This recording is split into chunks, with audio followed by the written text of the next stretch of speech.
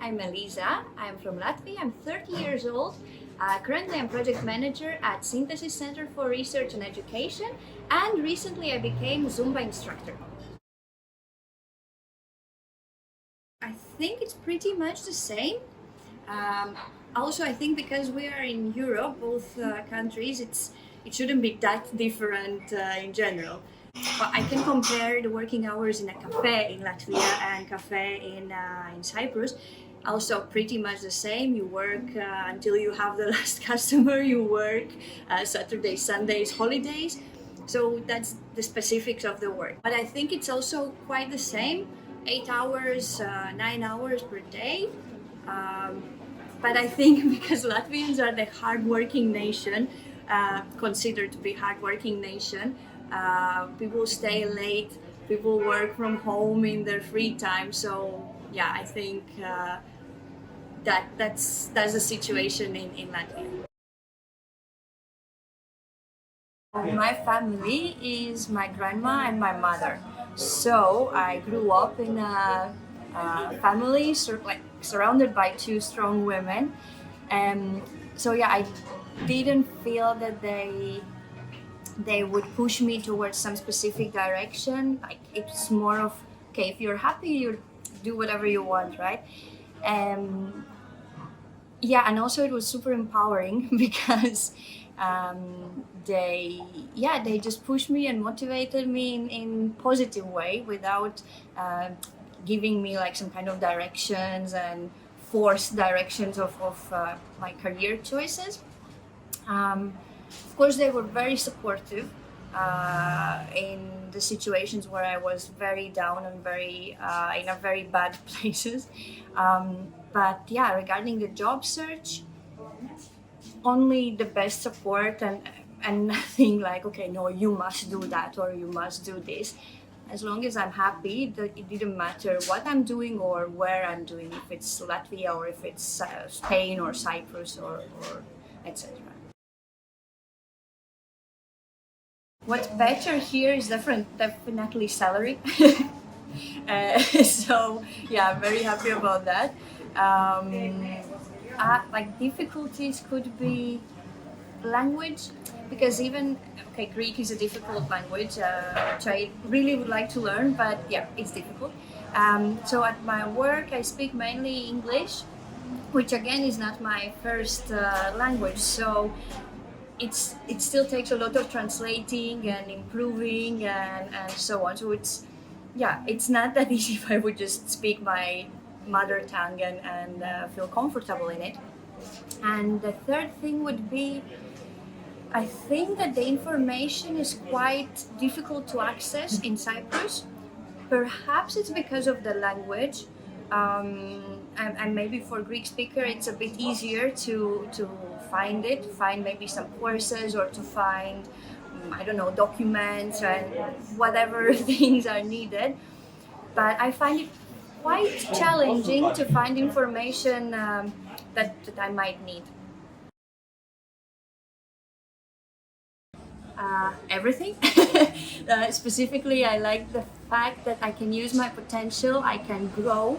I can grow both as a person and as a professional because our team is also very motivational. So we get motivated to do more than we actually can, or more than we think we can.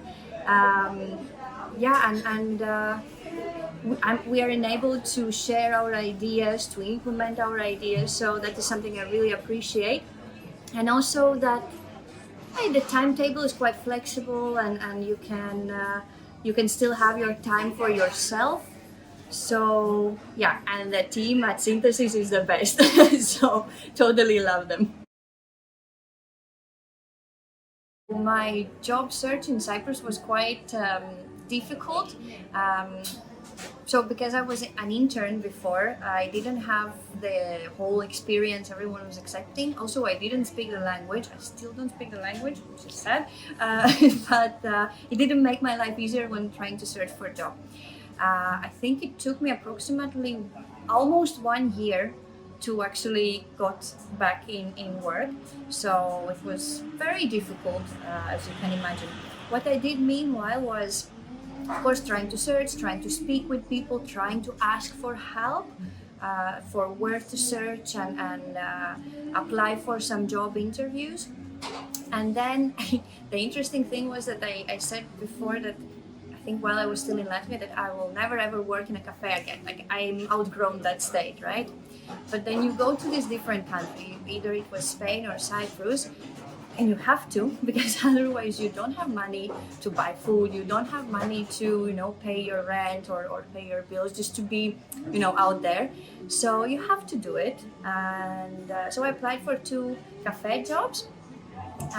One of them I really liked, but the first one not that much.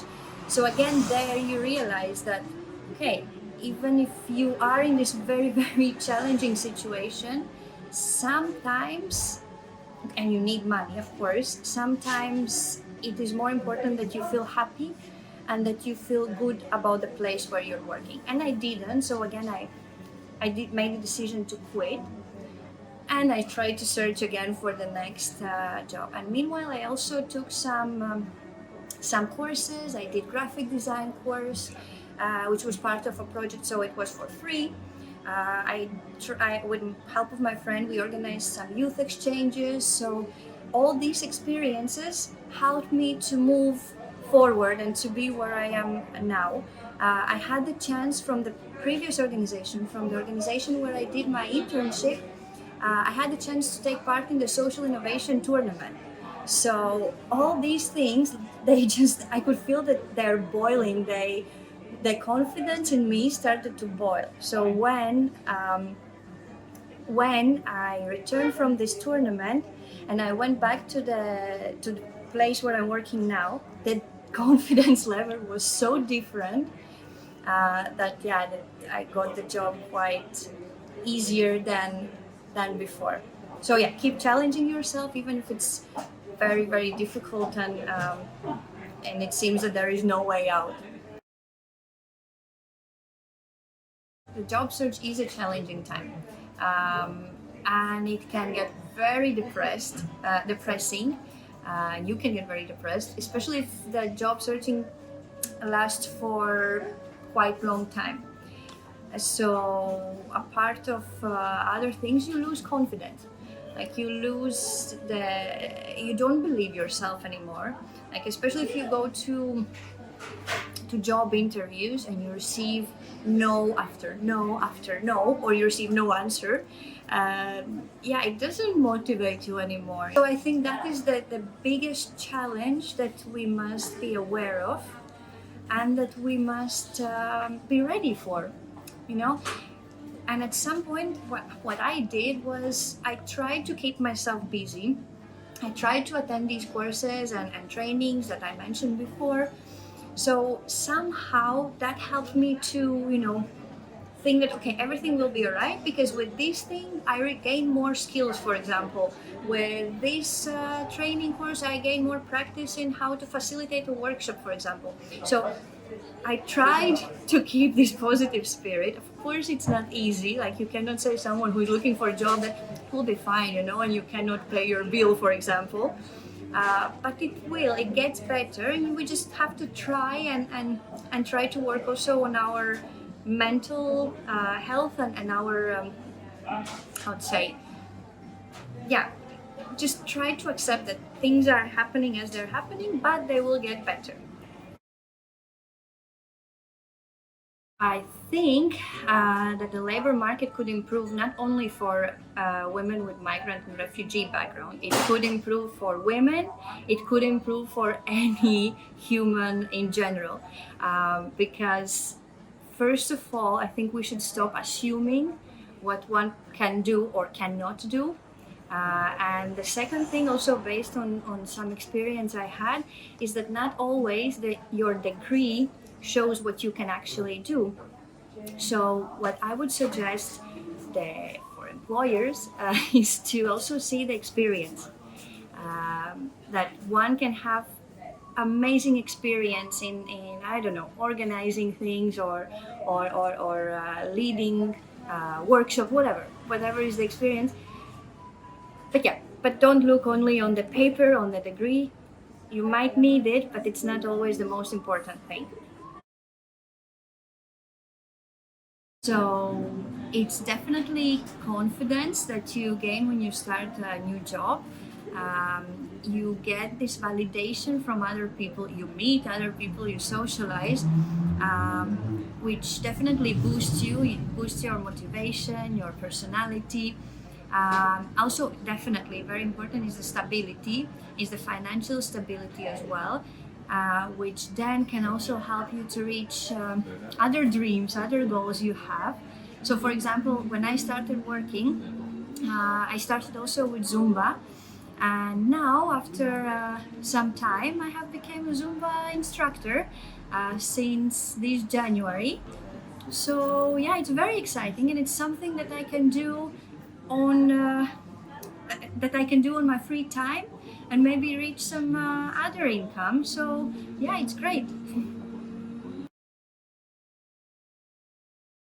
First, I was very like my energy and confidence was very low, and so I didn't show what exactly I can do or what I could do in future. So it was I think it was very bad first impression I gave. So of course it wasn't convincing for someone to hire me. After these couple of months of trying, searching, learning, and trying to improve myself, I gained this confidence and I came back with completely different power. And the good thing is that my boss, he's that good example that could identify my potential. And I think he did it, and I think I hope I surprised him as well.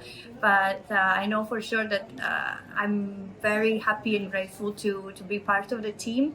And I think, yeah, that is one of the success stories, one of the positive stories of how to surprise each other after hiring.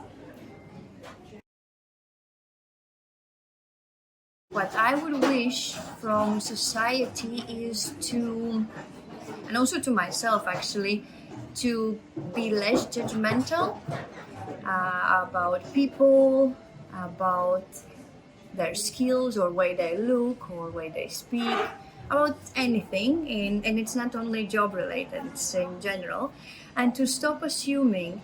So yeah, these two things: to don't judge people or situations unless you know, and even then think twice.